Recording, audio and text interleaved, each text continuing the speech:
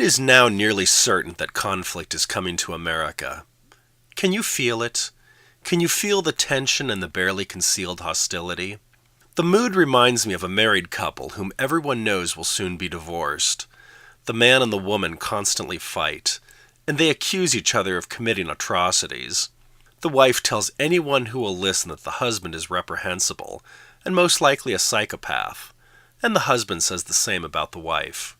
Perhaps one or both of them really is unpleasant in some way. But when a couple is about to have a divorce, each turns the other into an unrealistic caricature, and nearly everyone knows that these portrayals are untrue. The husband isn't really an uncaring demon, and the wife isn't really the cruelest whore to ever live. What each says about the other is mostly untrue, but what is true is that the marriage is over. We are seeing something similar in the United States in race relations today. The majority white population is being told that they are uniquely responsible for the world's ills, and Kelvin Yu, a Han Chinese writer for Fox, is a good example of that.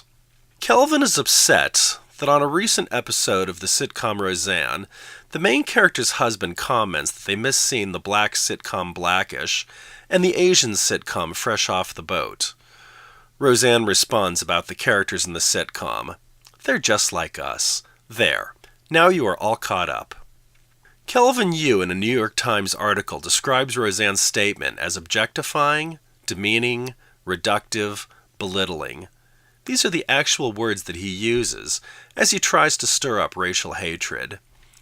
What is even more interesting is that he says that the working-class whites represented on the show Roseanne are marginalized, and that they should not be laughing at Asians who are even more marginalized. This is the point where Kelvin Yu enters the realm of insanity that we find in someone who wants a divorce. Are Asian people really more marginalized than working-class whites?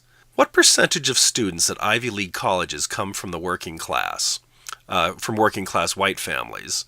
And what percentage of students at Ivy League colleges come from Asian families? The truth is that the median income of Asian families is higher than the median income of all white families. By almost every measure, Asians, like Kelvin Yu, are doing better than white people in America. But he believes that he is marginalized, even though he is the writer for a sitcom, is published in the New York Times, and has a higher income than the average white person. Kelvin is so angry about Roseanne's comments that Asians are just like us, that he calls it on Twitter, and I am quoting his actual words, a stinky little shit sandwich. Again, here we see the angry wife who wants to get a divorce, so she tells everyone that her husband is nothing but garbage. The irony is that he is upset at being called just like us, when in the past Asians often complained that they were portrayed as exotic. It seems that Kelvin will be upset no matter how Asians are portrayed. The real frightening thing here is that Kelvin uses the language of cultural Marxism that seeks to divide the world into victims and oppressors.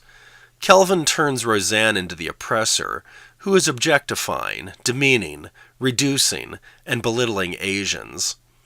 As a Han Chinese, doesn't Kelvin know that this way of thinking leads to violence? Did he learn nothing from the Cultural Revolution? Again, we see irony in Kelvin's situation.